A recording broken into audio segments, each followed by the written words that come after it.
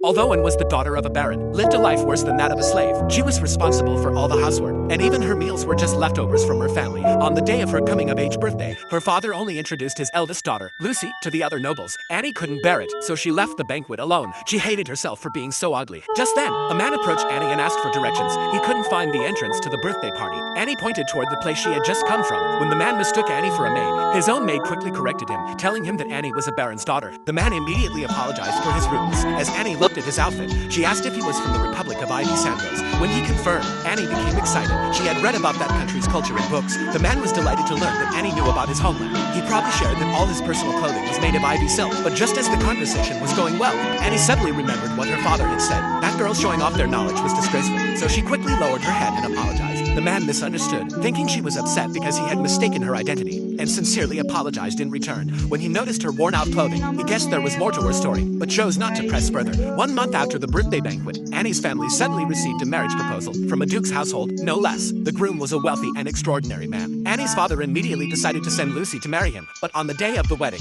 Lucy was tragically caught in an accident. Annie's parents placed all the blame on her. Her mother claimed Lucy died because of Annie's pursed red hair. Just as her mother was about to beat her again, her father stopped her, but her father had already sold the dowry and had no money to return it, so they decided to send Annie in Lucy's place. Annie thought life would only get worse from here, but to her surprise, the man she was supposed to marry turned out to be the very same man she had met that day, and he, too, was just as surprised to see her.